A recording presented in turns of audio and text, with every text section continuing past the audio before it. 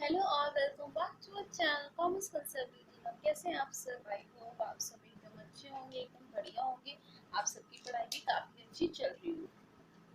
कल को संडे था तो मैंने कल को कोई क्लास नहीं ली थी, लेकिन सेशन लिया था जिसमें मैंने आपको ये बताया था कि हम कैसे अपना कंसंट्रेशन बढ़ा सकते हैं, कैसे हम जो हमारे दिमाग में जो तरह तरह की बातें चलती हैं, कोई टेंशन है तो हम उसको कैसे अपने दिमाग में से उसको रिलीज कर सकते हैं। आई होप आपको वो क्लास, वो सेशन पसंद आया हो, तो मुझे कमेंट करके जरूर बताना।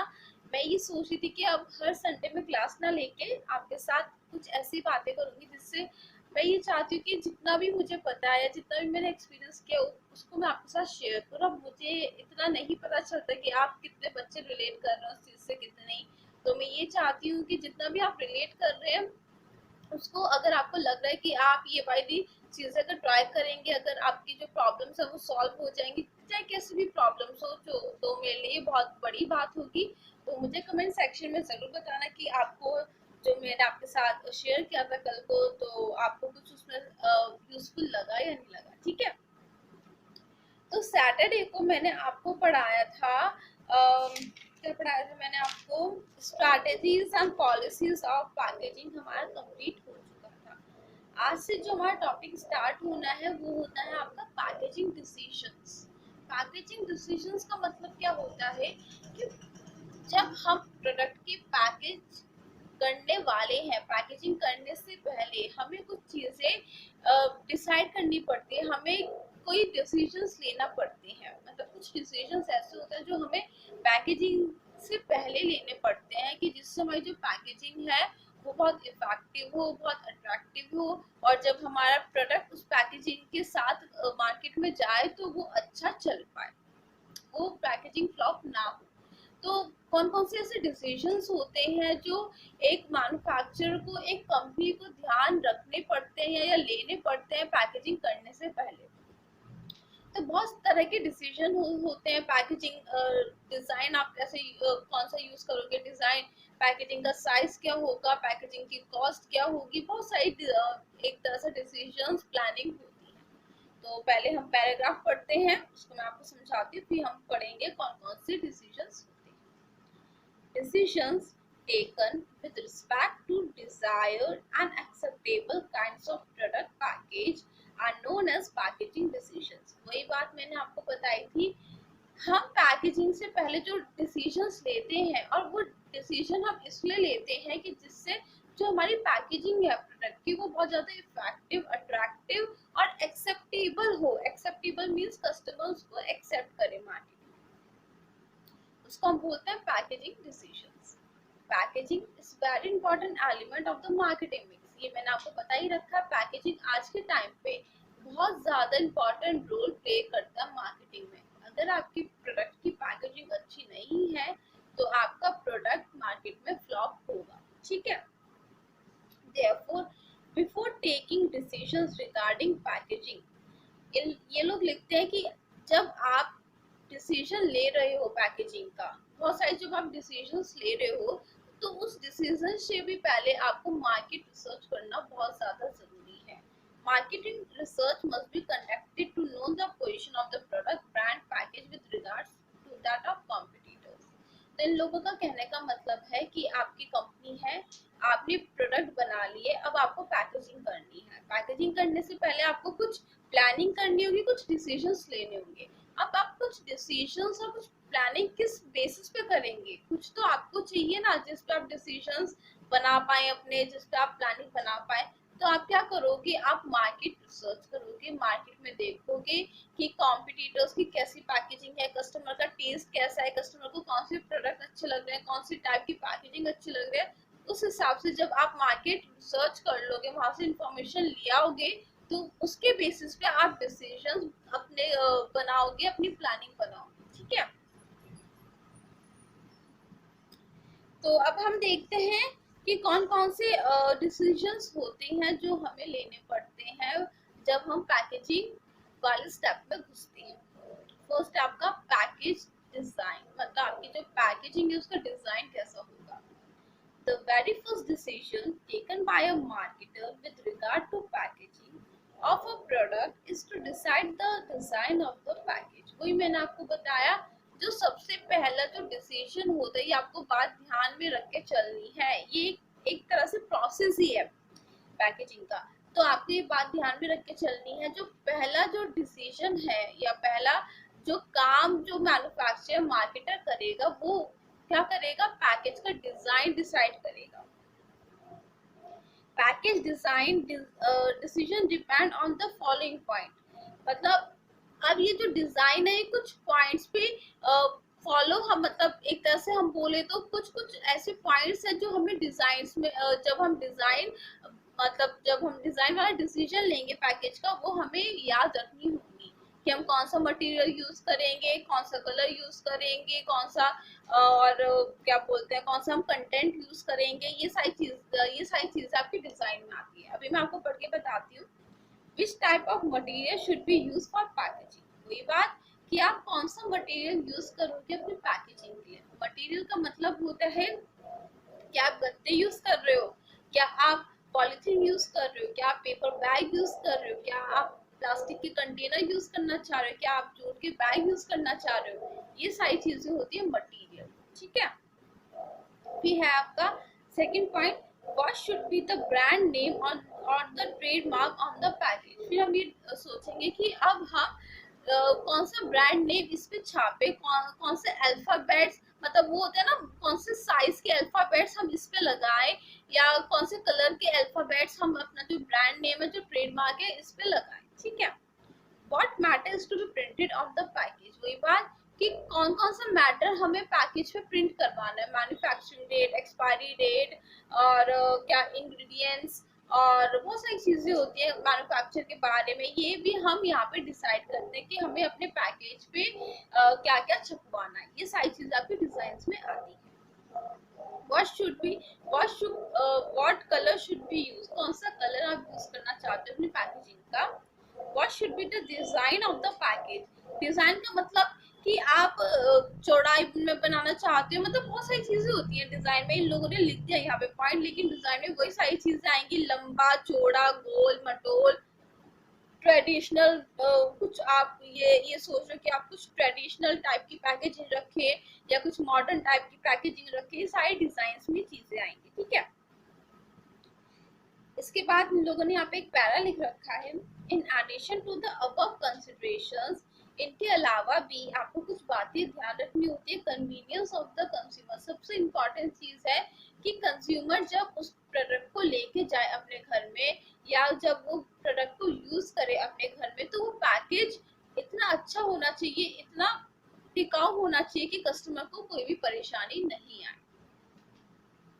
Middleman, convenience of consumers and middleman के लिए भी यहाँ पे ये बात की जा रही है कि जैसे कोई होलसेलर होता है, रिटेलर होता है, वो आपकी दुकान से कुछ माल खरीद के, मतलब आपके कंपनी से कुछ माल खरीद के जा रहा है और उसको बेच रहा है, तो उसकी जो पैकेजिंग है वो टिकाऊ होनी चाहिए, अच्छी होनी चाहिए। Cost of packaging, nature of product, size, ये हम अभी हम सारी चीजें पढ़ेंगे। सेकंड जो डिसीजन है पैकेज डिसीजन के बाद, वो आता है आपका पैकेज साइज।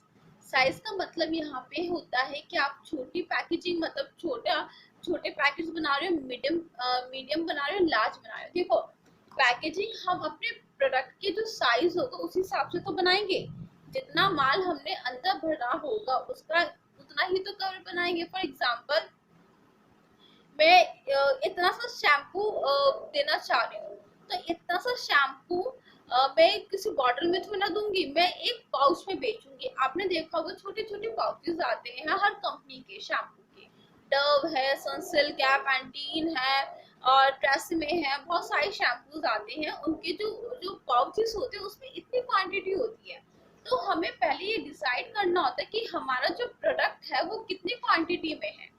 प्रोडक्ट की क्वांटिटी के हिसाब से हम उसकी पैकेजिंग डिसाइड करते हैं। अब देखो, अब मेरी कंपनी ने डिसाइड किया कि मुझे 1-1 रुपए के शैम्पू बेचना है, 1 रुपए का शैम्पू का पैकेट बेचना है, तो मैं क्या करूंगी, अब पैकेट में ही तो इतना सा शैम्पू जाएगा, बॉटल में थोड़ी ना मैं बेचूंगी। अब मैंने सोचा कि मुझे 1 लीटर का शैम्पू बेचना है, तो 1 लीटर का शैम्पू बॉटल में ही जाएगा, तो यहाँ पे जो साइज है पैकेजिंग का वो बड़ा हो जाएगा। पैकेजिंग का साइज आपको डिपेंड करता है कि आप कितना प्रोडक्ट कस्टमर को दे रहे हो, ठीक है। स्मॉल साइज की पैकेजिंग है, मीडियम साइज की पैकेजिंग है, लार्ज साइज की पैकेजिंग है, सब तरह की अलग अलग पैकेजिंग होती है। हाँ, the second consideration in the packaging decision is the size of the package। जो सेकंड एक तरह से स्टेप है पैकेजिंग डिसीजन में वो होता है आपका package size. The size of the package depends to a large extent on the buying habit of the consumer। वही बात ये लोग बोल रहे हैं, जो साइज होता है पैकेज का वो कस्टमर के ये डिपेंड करता है कि कस्टमर को, देखो एक बात आप हमेशा याद रखना कि जो कंपनी प्रोडक्शन कर रही है वो according to the needs of the customer कर रही है। अगर चलो उसने बड़ी बॉटल शैम्पू की बना के बेच दी, लेकिन ऐसे कस्टमर्स भी होते हैं जो अफोर्ड ना कर पाए वो बड़ी बॉटल शैम्पू की, तो आप क्या करोगे as a company, as a manufacturer, आपकी रिस्पॉन्सिबिलिटी है कि जो आपका प्रोडक्ट है वो प्रोडक्ट आपके लो क्लास के लोग भी लें, जो मतलब अफोर्ड नहीं कर सकते वो प्रोडक्ट वो भी यूज करें। तो कैसे वो लोग यूज करोगे, आप एक एक दो दो रुपए के शैम्पू के पाउचेस निकालोगे जिससे वो लोग भी यूज कर पाए। तो यहाँ पे कस्टमर की बाइंग हैबिट्स के अकॉर्डिंग भी आप एडजस्ट करते हो। Therefore, a consumption research must be conducted before deciding the package size।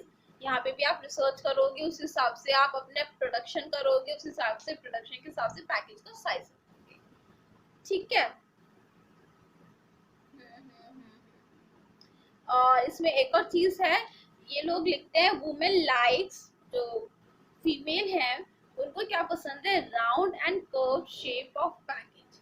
इन लोगों का ऐसा मानना है कि हम लड़कियों को ज्यादातर फीमेल्स को ये जो राउंड कलर, जो राउंड शेप की पैकेज होती है, कर्व शेप की पैकेज होती है, हमें काफी पसंद होती है।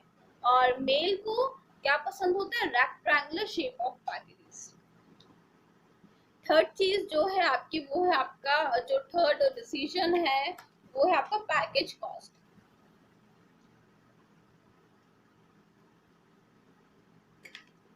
जितना भी मैं आज आपको पढ़ा रही हूँ उसकी मैं आपके साथ पिक शेयर कर दूंगी वीडियो के एंड में, ठीक है। थर्ड है आपका पैकेज कॉस्ट। सुनिए पैकेज कॉस्ट क्या होता है। Package cost two is taken into account while deciding on the product package. वो ये कह रहे हैं पैकेज कॉस्ट भी एक ऐसा फैक्टर है, एक ऐसी चीज है जो इंक्लूडेड है जब हम पैकेजिंग का डिसीजन करते हैं। The cost of the package should be minimum. ये लोग बोल रहे हैं जितना भी आप खर्चा कर रहे हो अपनी पैकेजिंग बनाने में वो कम होनी चाहिए। But such a decision should not bring down the usefulness of the package। तो आपको एक बात ध्यान रखनी है, आपको खर्चा जो आपका पैकेजिंग में हो रहा है उसको कम तो रखना है, लेकिन उसकी क्वालिटी के साथ भी आपको कोई छेड़छाड़ नहीं करनी है। ऐसा नहीं होना चाहिए कि पैकेजिंग का खर्चा आपने कम करने के लिए आपने जो उसकी क्वालिटी उसके साथ छेड़छाड़ कर दिया, तो कस्टमर नहीं लेगा। The package cost get compensated by reduction in transport, warehousing, handling expenses। Multiple packaging also helps in reducing costs। Costlier packages are often necessary for fragile, valuable products like perfume। देखो यहाँ पे घूम फिरा के बात जो की जा रही है, जो आपको याद रखना है वो ये रखना है कि जो आपकी जो पैकेज का जो कॉस्ट है, जो खर्चा है, आपको उसको कोशिश करके मिनिमम ही रखना है। देखो कोई भी कंपनी नहीं चाहेगी कि उसका जो खर्चा है, जो प्रोडक्शन कॉस्ट है वो बढ़े।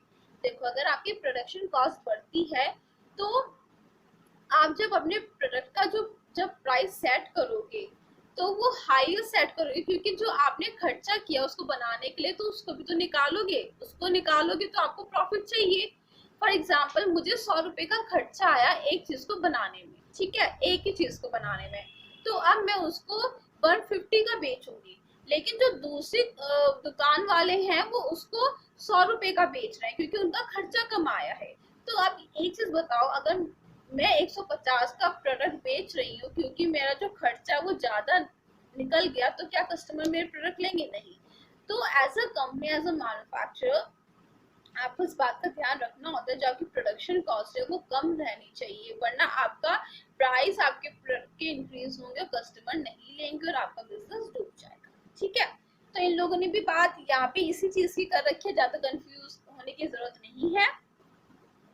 आप ऐसा किया कीजिए, जब मैं कुछ आपको बता दें तो आप उसको लिख ले, मतलब लिखते रहो अपने वर्ड्स में, नोट्स बनाते रहो। उससे क्या होगा, आपको इजी रहेगा। वरना बुक में आप ये कहोगे कि इन लोगों ने ऐसी लाइन क्यों लिखी, इन लोगों ने ऐसी लाइन क्यों लिखी। देखो मैं एक चीज बताती हूँ, राइटर्स अपने हिसाब से एक कंसेप्ट को लिखते हैं, कंसेप्ट का वो लोग मीनिंग बता देते हैं, लेकिन जो बाकी की जो लाइंस होती है ना, वो अपने हिसाब से एक अलग ही फॉर्म में लिखते हैं।